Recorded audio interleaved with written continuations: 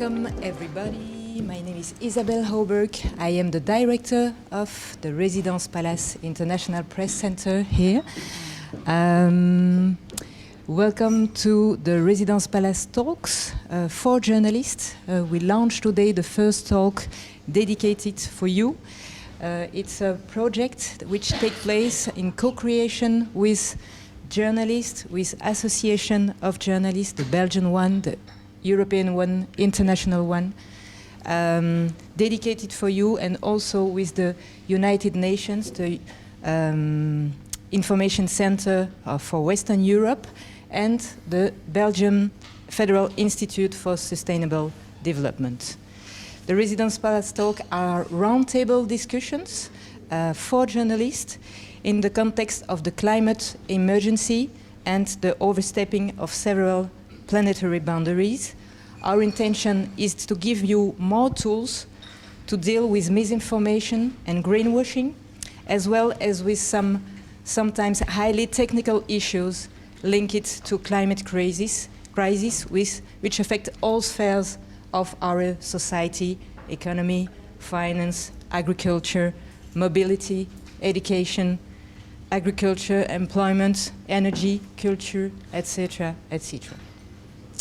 These meetings are created for you and dedicated for you, as I said. If you would like certain topics to be discussed or organized here with certain speakers, please let us know, and we will do the best as we can to organize it.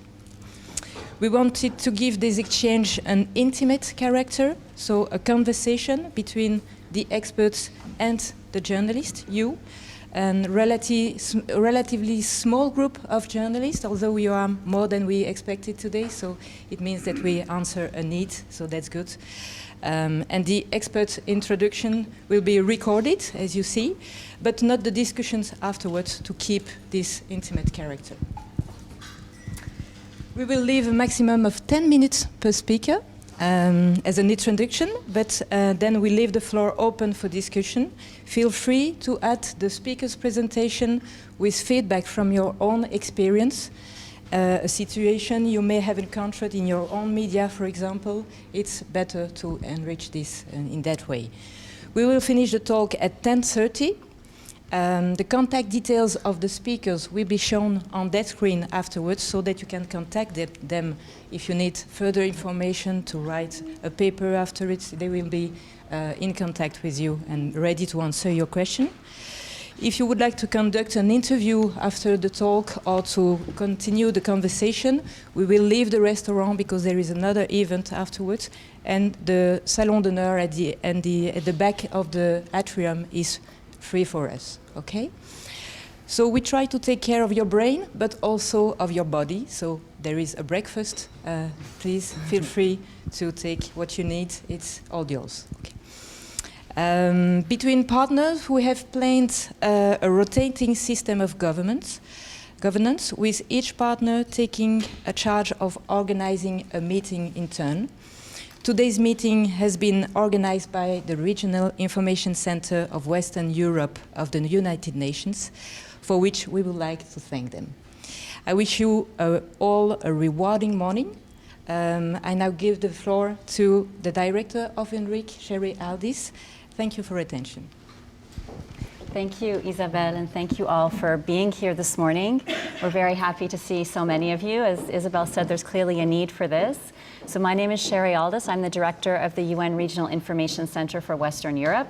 It's a long name, but basically what that means is, with my team, we look after UN communications for 22 countries in Western Europe and in 13 languages.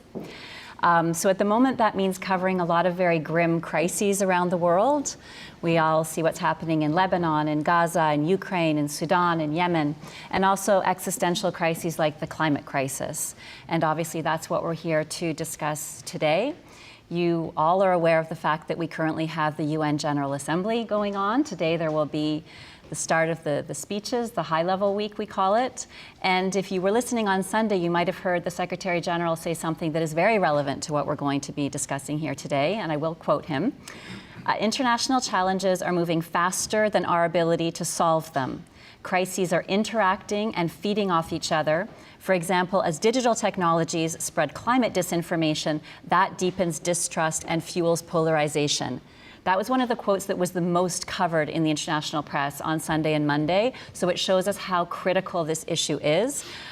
We have various solutions in place. We have the Paris Agreement. We have opportunities for multilateral discussions. By definition, the climate crisis cannot be solved, and disinformation cannot be solved by one country alone. These are global issues, so the role of multilateralism is absolutely critical. In addition to the General Assembly, we also have two very critical opportunities soon. We have next month COP on biodiversity, so COP 16 starts on the 21st of October. And then in November, we have COP 29 taking place in Azerbaijan. So those are two, I think, good opportunities to really make sure that these topics are at the top of the agenda. But these multilateral efforts are all hampered by disinformation and hate speech. At the United Nations, we refer to information integrity, which is a more positive and all-encompassing term. And then we talk about threats to information integrity, which would be misinformation, disinformation, hate speech, malinformation, etc. And today we're really going to be talking about how our efforts towards progress are hampered by climate disinformation. So we'll talk about, for example, how advocates are silenced, whether that be journalists or activists or academics or scientists, about how disinformation undermines popular support for policies, which hampers political efforts, regulatory and legal frameworks. And in the meantime, we have fossil fuel companies who just continue to produce and tell false narratives about the impact of their production. And we have financial products that are sold based on green lies, making us all believe that it's fine to just continue as we are, which is absolutely not the case. So what is the UN doing about this? We have a lot of work that we have done over the course of several years on this. UNESCO published guidelines for the governance of digital platforms, really focusing on the policy aspect. And then in June, in order to inform the Summit of the Future and the work of the member states this year, we, at the Department of Global Communications, we produced the UN's Global Principles for Information Integrity. And these really are meant to be a global framework for all stakeholders, whether it be the media, whether it be governments, civil society organizations, the platforms themselves, and what we call the enablers, the advertising companies. There are really very specific recommendations. And we know that often UN documents are a little bit difficult to understand. These ones are not. They're quite pragmatic, and I really would encourage you to take a look at that. And we're also very proud that we have the Secretary General really using very strong language in this area. In particular, he is passionately active about climate change. He talks about his grandchildren. It's really one of the areas where he is very, very fully engaged and uses very strong language. So I just want to reiterate, this is an on-the-record briefing, so please feel free to ask questions, report, take it back to colleagues. This can be used as background for you, however you would like to use this. We hope that it is useful. As Isabel said, we'll have about 10 minutes per speaker, and then really the bulk of the morning is for you to ask questions. So with no further ado, I will introduce our three speakers in the order in which they'll speak, and then I'll pass the floor to them. So I'll start with Lucie. Lucie Pinson is a French environmental activist, and she focuses on influencing banks, insurance companies, and investors to stop investing in coal projects. And in order to take her work further in 2020, she created the NGO Reclaim Finance. She is a 2020 Goldman Environmental Prize winner, which is very impressive, and was listed in 2023 by Time magazine as one of the 100 most influential people on climate issues, and by Reuters as one of the 20 most influential women in this field. So happy to have you, Lucie, with us to have that activist perspective. And then we have Clémentine Baldon. Clémentine is a lawyer. She founded Baldon Avocat in 2018 in order to put her legal expertise to use for a cause that she is passionate about, so the transition to a more sustainable world. And in 2021, GQ France included her in its ranking of lawyers who are shaking things up, which I think you should be very proud of, to shake things up. We need more lawyers like you. She's a member of the Paris Bar Association and the Essex Supervisory Board, where she also teaches. And she contributes as an expert to various civil society organizations and think tanks, such as the Foundation for Nature and Humankind and the Veblen Institute for Economic Reforms. And then finally, I have my colleague, Guilherme Canela de Sousa, who is in charge of freedom of expression and safety of journalists at UNESCO in Paris. And prior to this, he worked extensively in Latin America in both governmental and non-governmental roles, including as the regional coordinator of the UNESCO initiative for the promotion of democracy and freedom of expression. So a lot of in judicial systems in Latin America. So a lot of expertise in the area of freedom of expression and protection of journalists. He's also the co-author of several books on topics linked to human rights, children's rights, development, and democracy. And we have worked very closely together as he was instrumental in developing the UNESCO guidelines for the governance of digital platforms. So that we're very happy and very proud to have all three of you here with us today. And I would like to give the floor to Lucy to kick us off. Thank you, and thank you very much for the invitation. So as you know, we are living in a climate emergency, and in this context, we must radically transform all sectors of our economy. And to do that, we need high quality and reliable data, which is needed not only for public authorities, but for all stakeholders in our society to guide their decisions. And this is also true for the financial industry, with active involvement is needed if we want the EU to meet its climate targets and to implement the Green Deal.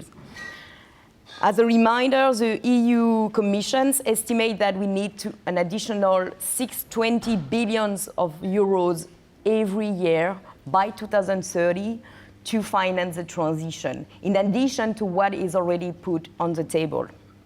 Yet, two major issues persist. The first one is a lack of information on the financial sector's impact on the climate, which in the context is tantamount to misinformation or disinformation, and the spread of inaccurate or misleading data that fails to reflect finance true responsibility in driving climate disruptions. So in this context, the media have a responsibility to cover the climate-related announcement of financial industry by confronting them with the real impact of the measures and the gaps they contain. But the media must also ensure that they place all financial news within the context of the climate crisis. Money is available to finance the transition, and it's important to put the cost of climate actions in light of the money available, in light of the profits made by the financial industry, and in light of the cost of climate inaction. And of course, the media have the responsibility not to limit their coverage to the news coming from the financial institutions, but to investigate beyond what the financial institutions won't talk about.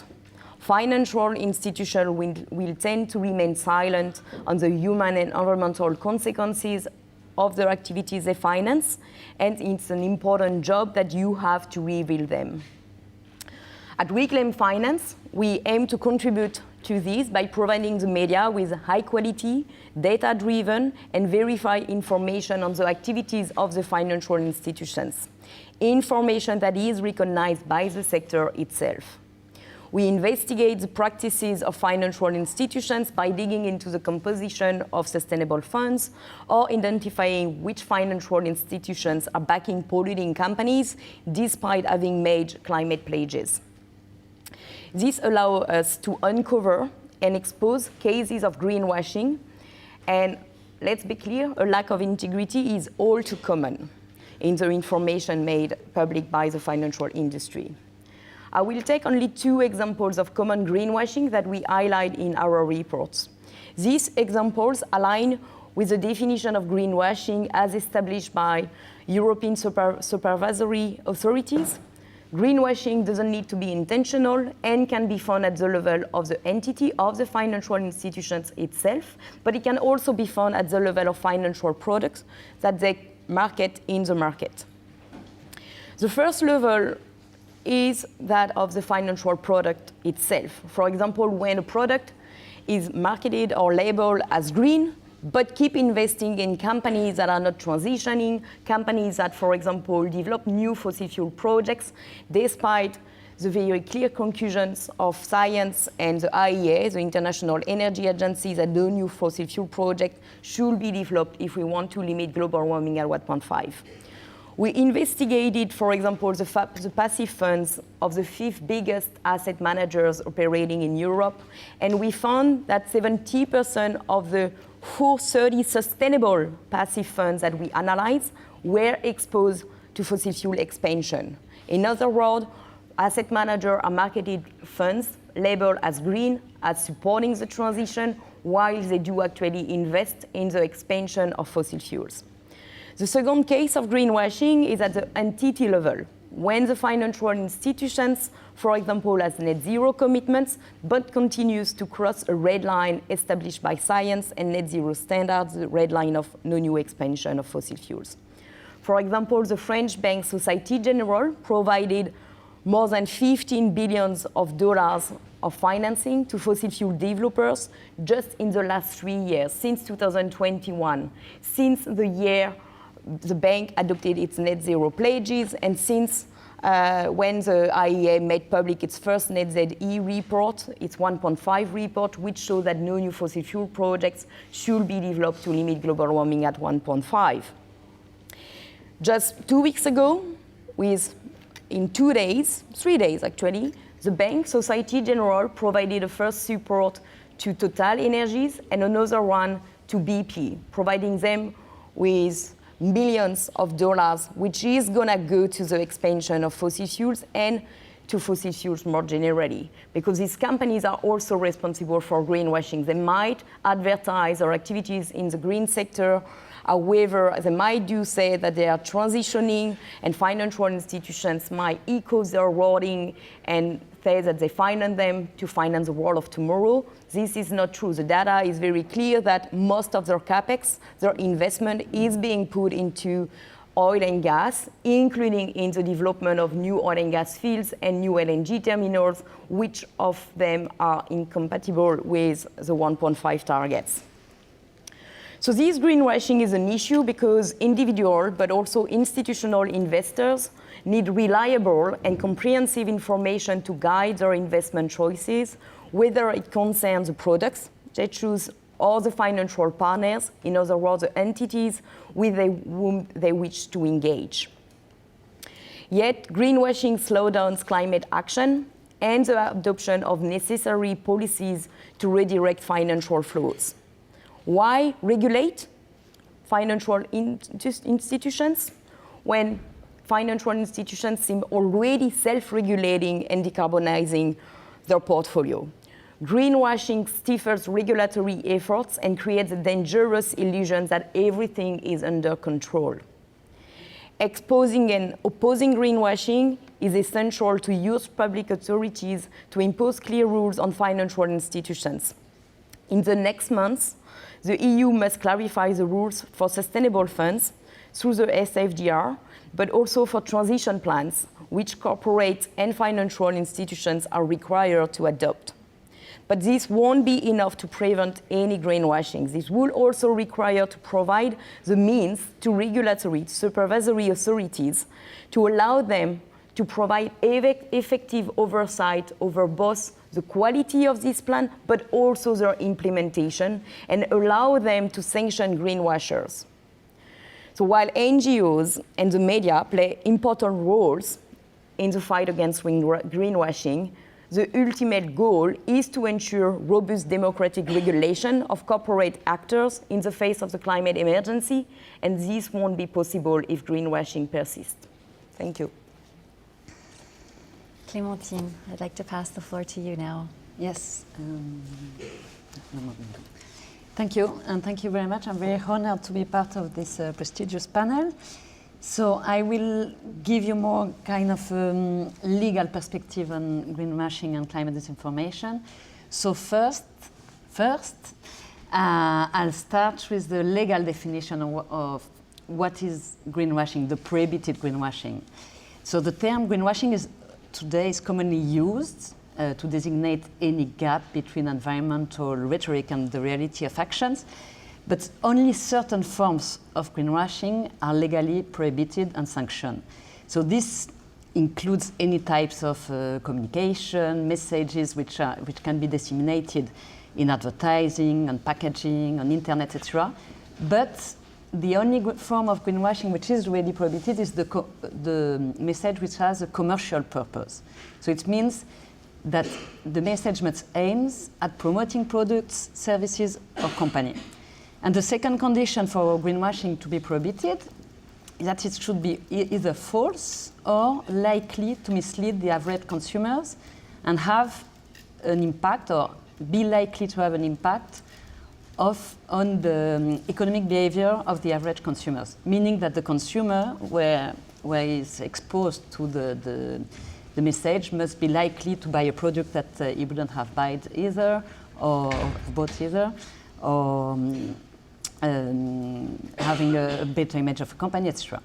So this is a starting point, which is quite good, and as mentioned, there have been legislative developments quite important these years, especially in the EU, because in the EU, on February 2024, the Empowering Consumer Directive was adopted, which means that now it is easier for association, lawyers, authority to demonstrate that there is a greenwashing practices, which is called in law a misleading commercial practice.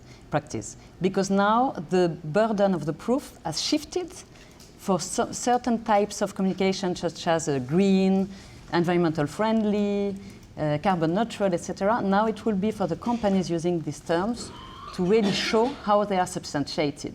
So the directive has to be transposed, as you know, and there is some time for countries to implement it. But still, this is really an important step, because for us lawyers or for you NGOs, that will ease the demonstration that we have to make when we go to tribunals to try to show that this is misleading commercial practices. And also the directive prohibits now net zero claims for products when they are substantiated by offsetting. And also there are plenty of other improvements, especially for labels. So this is really a good step. And as you may know, there is another very important text which is now under debate in the EU, which is called the Green Claims Directive. And we'll see how now the trilogue are taking place.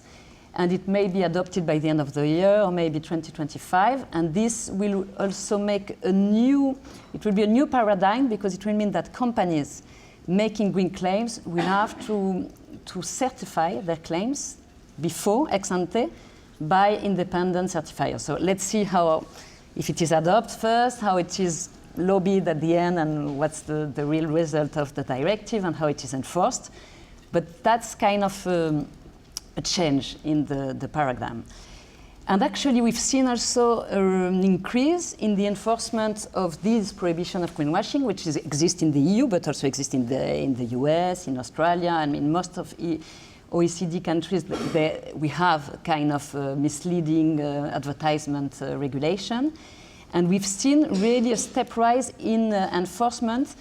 In France, for example, I am the lawyer of several claims that we brought for consumer association and for environmental association as well. One targets Total Energies net zero claim. It's been ongoing for several years. Also other in other sectors, such as the mineral waters recyclability claims. In Germany, the environmental NGO DUH has launched 15 actions against carbon neutral products and has won some of them. In the Netherlands, KLM was condemned for misleading practices for its Fly Responsibly campaign, which presented offsetting as a way to fly responsibly, as it said. So it was analyzed as misleading practices, which is quite important when you see the communication of all airlines. Many examples. In Spain, Iberdrola is suing its competitors Repsol also for presenting it for promoting its sustainability activities, whereas only a minority of its business is in the renewable, and it is the biggest emitter in Spain. So that's interesting to see how companies themselves are fighting on this sustainability communication issue.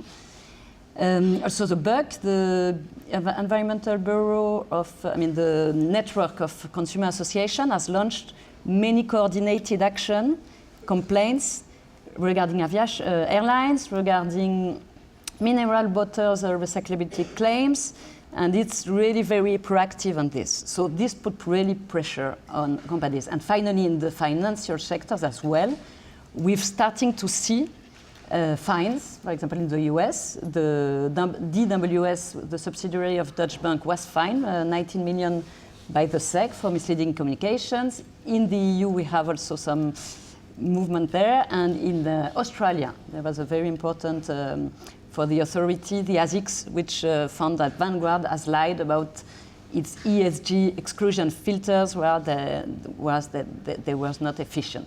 So this is really moving as far as companies' discourse is concerned. Then there's still outstanding blind spots, because greenwashing, as I said in the definition, is only the discourse with commercial aims. And obviously, any discourse which has no commercial objective will fall outside the regulation. And it is very important. For example, lobbying. Lobbying, if it's not associated clearly with the promotion of a product and company activities, then it cannot be tackled under existing greenwashing rules. And it can be very important, I know, for carbon captures, offsetting. If it's just lobbying, like speaking with authority, for us and for association lawyers, it's really hard to really address it legally. Then even more difficult to tackle is greenwashing by authorities, or by governments, or even by laws. And this is more where the key role of the role of journalists is very key, because it is really, you have some time to investigate the gap between the public discourse. For example, when the commissions present taxonomy is supposed to be a great referential to know which activities are sustainable, and to prompt the financial world to invest in these activities. But some texts have been subject to such an intense lobbying, then at the end of the day, they're doing exactly the contrary of what they're supposed to do. So this is other, and there are other examples, like even public labels. In the financial world, the SRI French label, now it's been changed, but it used to be only greenwashing. And this is really hard, and this is where the role of journalists is really important, really to try to investigate, the reality, and what's only is communication, but only communication by governments, commissions, etc. And finally, to make the link between greenwashing and climate disinformation. And greenwashing is part of the climate disinformation, because if you're exposed to thousands of messages saying that you can fly because your flight is offset, or you can buy anything, because all the offsetting or all the false solutions contribute to climate disinformation.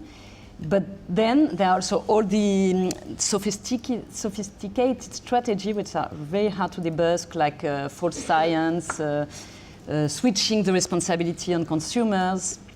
This is, from a legal point of view, it's really very hard to tackle. So it's more an investigation subject, like really to try to explain what's true and what's false, or what is exaggerated. And finally, also the role of platforms, because by their algorithms, the false discourse is not doesn't have a very strong impact. The impact is where it is disseminated by the recommendation algorithms. And this is the case in disinformation. So we'll see whether the DSA, the Digital Service Act, give us other tools. If climate disinformation is seen as a systemic threats, it means that very large platforms will have the obligation to put in place mitigation measures. So maybe this is another way to try to tackle as well greenwashing and climate disinformation. Thank you. Thank you, Clémentine. So I think we have a better idea of the impact of the financing of greenwashing and the needs on the regulatory front. And now, Guilherme, I think you'll speak to us a little bit about the challenges for journalists. Yes, indeed. Good morning, everyone. Bonjour. So we are discussing here two of the most interesting and difficult to protect public goods. On one side, the environment, or an environment that we can live in, is a public good, and information about everything, but particularly about the environment, is another public good, or a common good. And when we have the task. When I say we, it's not only the United Nations. Actually, we are very inefficient across the border to do most of the things.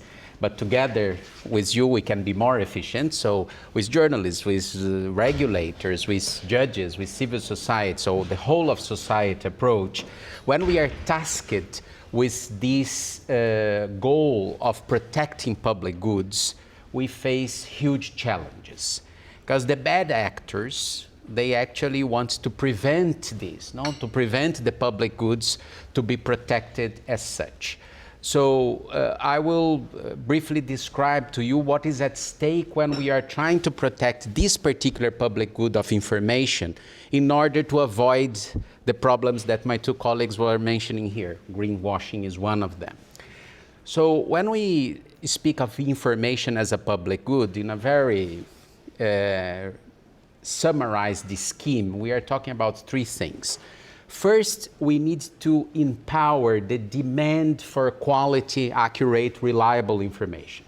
So this means that we need to educate the people, children, adults, young, so they can interact with this digital ecosystem in a way they can understand in a critical manner how to avoid greenwashing, how to identify disinformation, and so on and so forth. So this is what people call media and information literacy, education, so you name it, doesn't matter the name specifically. But as you can imagine, it's quite unfair to put the responsibilities only on the shoulders of the society, while on the other side you have $1 trillion companies precisely trying to go against the same wave of empowering the people. So it's a necessary condition, but it's not a necessary and sufficient condition to empower the demand for accurate and reliable information. So the other side of the coin is that we need to empower the supply, the reliable and accurate information that enters into the system. And this means we need to empower journalists, but also scientists, also scholars, teachers, all those that are providing accurate and reliable information to the system. And I will get back to that in a minute. Unfortunately, you are under attack as well, because the bad actors realize that those that are providing this accurate and reliable information to the system is a threat to greenwashing, to disinformation, and so on. The bad news is that only protecting the demand and the supply is no longer enough to solve the equation. For that, we will need also to discuss the transmission chains, for example, the digital platforms. So how to govern this system in order that we can have an efficient equation where demand, supply, and the transmission chain are always working towards this idea that information is a public good. So this is, in a nutshell, what I'm going to now quickly talk about. So in terms of content, we this year, May the 3rd, as you know, is the World Press Freedom Day. The United Nations system decided the topic of the day would be a press for the planet. So the relationships between freedom of expression and the environmental crisis, including climate change, but not only. And for that, with the International Federation of Journalists, we launched a new data with survey with journalists coming from more than 120 countries to identify what are the threats for you and your colleagues that are reporting on environmental issues. So most of the things I'm going to say are in this document here that I guess you received or you will receive, so you can download. And in this document here, that is the results of this World Press Freedom Day. So, and the data, unfortunately, is very bad. So the journalists surveyed, 70% of the journalists surveyed reported that they received some kinds of attacks because of covering environmental issues. So I'm in this business for 20 years, and neither myself imagined that the data would be that bad. So 70% of your colleagues reporting on environmental issues told us that they received some sort of violence because of this. 44 journalists were killed in the last 15 years because of covering environmental issues. And these trends, unfortunately, are on the rise and not going down. Other sorts of threat slaps strategic lawsuits against public participation. So journalists that are covering environmental issues, including greenwashing, are being sued in courts by these kind of companies that don't want to see the truth to come to the light of day. In Europe, one of the biggest threats against journalists is when they are reporting on environmental protests and they are attacked by the police because they are covering environmental protests. Violence online against journalists reporting on these issues is also on the rise, particularly against women journalists. So I won't repeat all the statistics, but you can further see that in the report. The other important aspects of these, although we have immense positive developments in the last years regarding the access to environmental information, so we have many more countries with freedom of information laws. We have 2 continental conventions, one here in Europe, the Aarhus Convention, and one in Latin America, the Escazú Convention. All the journalists reported that in the last years, they are facing more difficulties to access information regarding environmental policies than they had before, regarding governments, but also the companies trying to disclose in a transparency manner what's going on. And then when it comes to disinformation in particular, this issue of access to information is also another huge problem, because since most of the data for us to understand this information are on the hands of the companies, the digital companies, we are in a catch-22 situation, because we can't offer quality evidence-based policy advice because we don't have the evidence. And we don't have the evidence because the information about disinformation and so on and so forth is on the hands of X, Meta, Google, and so on and so forth. And unfortunately, they are not transparent enough on what's going on this. No? So this is a bit where we are in terms of the problems. And regarding disinformation, let me just show to you this very interesting way of summarizing what's going on, right? This is a bit of the cycle of disinformation about climate change historically. So the first reaction was, it's not real. It's not happening. Then the second is, okay, it's happening, but it's not us. It's not caused by human beings. It's the sun and whatever. Then the third is, well, yeah, it's happening. Maybe it's a bit of us, but it's not that bad. Look, it's still snowing somewhere, right? Then the fourth type is, well, okay, it's that bad, but we can fix it. We did it. Remember Malthus, these people, and so on. And now the fifth type is, okay, it's too late, so let's keep doing whatever we are doing because there is nothing we can do. And this shift is very important. The Center for Countering Digital Hate launched a survey last year, and they showed that before we had 70% of the climate disinformation on the first part. It's not real, it's not us. And now 70%, so it's an inverse, it's about the last part. It's changing the type of climate denial. And you can guess it's much more difficult to combat this kind of climate denial that's much more sophisticated than the stupid thing that is not happening and so on, because people can see it's happening, right? But now it's much more related to the policies and so on. So in a scenario like that, what we can do? First, we need to, as from a perspective of UNESCO, of course, right? So first thing, we need to protect you guys. So we launched, this is still open until 18th of October, a global call for the legal defense of environmental journalists. So we are offering grants so journalists can have more legal support while they are covering these kind of threats and so on, and to avoid the problems that we identified in this type of research. Of course, this is not enough, but we are stimulating our member states to put more mechanisms for protection of environmental journalists, and of course our colleagues from UN Environment, the other environmental defenders. You saw latest data, the number of killings of environmental defenders is absolutely outrageous everywhere, particularly in Latin America. So this is one aspect of the story, how we managed to get better information to the system. We are launching new programs of media and information literacy to make sure that population overall, but children and teenagers and youth in particular, are able to identify mis and disinformation in this area of climate change. But there is a huge issue regarding the digital platform. So, of course, together with the UN, we are trying to put more governance, concrete policy advice on place with the guidelines for the governance of digital platforms or the global principles that the GDC launched recently. And in particularly, we need more research to understand the phenomenon of climate disinformation.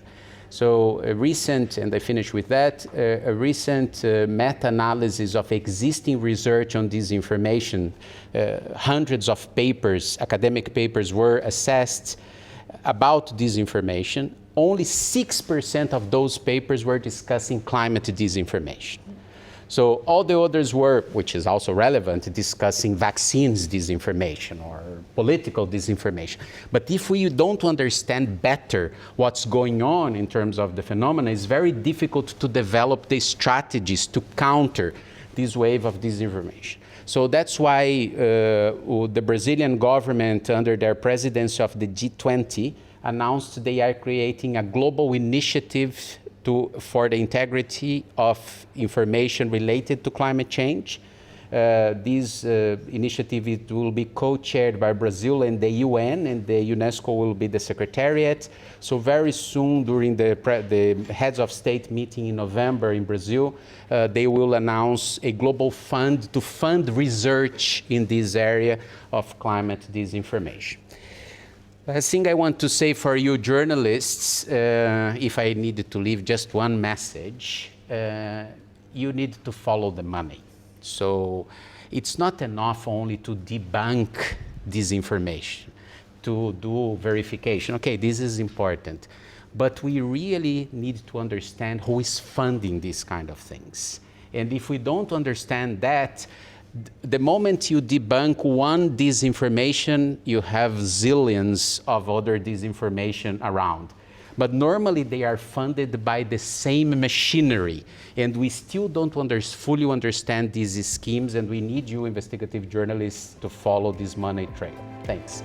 Thank you so much, Guilherme. That's a wonderful call to action, I think, for everybody in this room. Lots of food for thought, I have to say, and I hope that you feel the same.